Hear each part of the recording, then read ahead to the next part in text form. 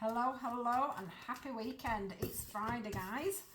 What have you got planned for the weekend? Anything exciting? What are you doing? Let me know in the comments box. Let's see what we get for today. This is about... Oh, here we go. We had this yesterday. About the past returning. So, I don't know if this is going to be an extension of yesterday or whether we've got something new coming up, but there is going to be a conversation. Okay, and it's time for you to decide what you want when it comes to this person. Here we go, reconciliation. This is someone from your past coming back in. This is something that you may have been waiting for. This is a conversation that you've been hoping you're going to have. You feel you deserve this conversation. You feel you deserve to be heard. You feel you deserve the facts. In some way I'm hearing the words the facts. You feel like you deserve the facts. Children, we get chemistry. Let's see what else we get.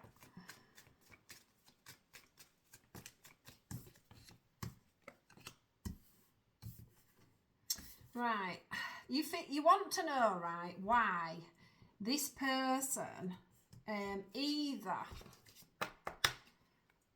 I feel like you're torn between, does this person want me or does this person want their ex? So you've got give your relationship a chance and release your ex. So what I think what's happened is you feel like this person is constantly either sticking up for their ex, wanting to be around their ex, they're talking to their ex too much, they go back to their ex, they put you in a separation situation, but then they come back and they want to give your relationship a chance. So they're going from their ex and coming back to you. So it's like a cycle of three.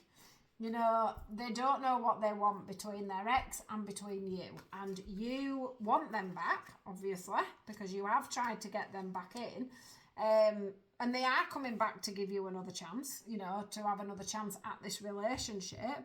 But they've also got kids with somebody else, and that keeps a connection with them. And I think that you don't trust them when they're with their ex, or they seem to do a lot of things with their children with the ex, and you feel uncomfortable about that. And I want to say that, you know, if your intuition is telling you that, then, you know, there usually is a little bit of something in it. But there's definitely chemistry between them, and then there's this chemistry between you two, and there's just a separation that keeps happening between all of you, I think. But they are coming back in to express their love. They are coming back in to talk to you. They want to have that conversation with you. They want to say that they want to give this relationship another chance. They want to say, you know, they want to say thank you for waiting around for me, and say that they're going to make the effort. They're going to make a change. It's not going to happen again. We're not going to go into separation again. You know, I'm going to pull away from the ex. Look, flirt. I'm going to stop flirting with them. I'm going to pull away from them. I'm not going to be allowing... I think the jealousy that goes on for you is quite immense. But I do think that this other person like completely relies on them, and that's how they end up getting pulled back in, because they've got the children, they've got the finances. So there's so many links between this ex that they end up talking a lot, and then they end up getting pulled back in together. And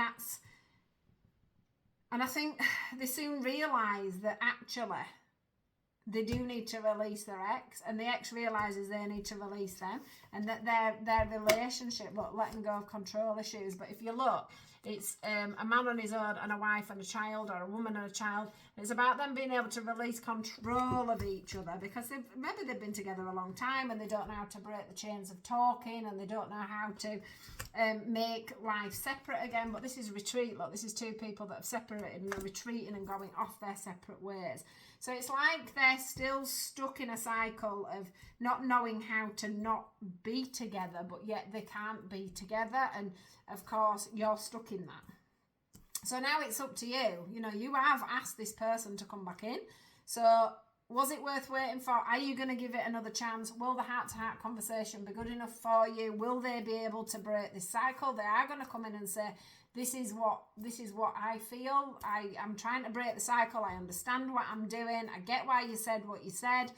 And they're going to stop the flirting with the ex. They're going to stop the conversations with the ex, the communication with the ex, because it's not... Look, keep an open mind. So they're saying keep an open mind with this person. Maybe they have, maybe they are going to take it to calmer waters. Maybe they have realised that what they were doing was not good enough and that they can't carry on like that, and that actually it's you that they want, and they're getting confused with being in old patterns. Because, you know, like when, you know, it's happened to me, when you split up with someone that you've been with for a while or a long time, deception, you think, you know, it's hard to break the contact, isn't it? It's hard to not do things as, especially when you've got kids, not try to bring the kids up as a couple anymore, which doesn't actually work, because you do end up falling out quite a lot, and you can also end up pushing somebody else away because you're too in with the old relationship when actually you're not together anymore. It's not, you know, your life needs to run with the new person, not with the ex. You need to run your life, and then, you know, allow obviously things to do with the children to talk about, but you can't let that overtake your new life. And that you can't let them dictate your new life through the children, because that's what some people do, don't they? They'll make it difficult with the children so that you find it difficult in your new relationship, or they will make it so they're talking to you a lot to destroy your relationship, and that's not healthy, because you and your ex don't need to be talking 24/7 if you've been split up for a couple of years, because it's only about what days the kids are going to be picked up. It's about, you know, maybe it's about finances, but you don't need 3 days of talking about a financial issue. You don't need 3 days of talking about what time you're picking up the children on a Tuesday. You know, it's quite simple. You make the decision, you talk about it within a few texts, and then that's what happens. Do you know what I mean? It's like you're getting, your old relationship is taking over your new relationship, and it's causing you to go into separation all the time with the new person. But I think they're coming back anyway to apologise, to say, look, I understand this cycle that I've been in with my ex and the children and our finances, and it's causing us to separate all the time. I want to give this relationship another chance. They're going to express all this to you. They're going to have heart-to-heart conversations. And Spirit are saying keep an open mind about what they've got to say to you, and take it from there, because it is safe for you to love. And what you did think before was a red flag. But I do think that you're going to be able to, look, you've got the healing family issues here. So I do think that you are going to be able to talk over and get to relearn each other, because they are going to change. You might have had a little period of separation because of this, and they've had time to think, evaluate and change. So that's good. That's really good. So if you've been asking that question, this is your answer. Right, guys, have a wonderful day. Have a wonderful, wonderful weekend, and I will see you all tomorrow. Goodbye.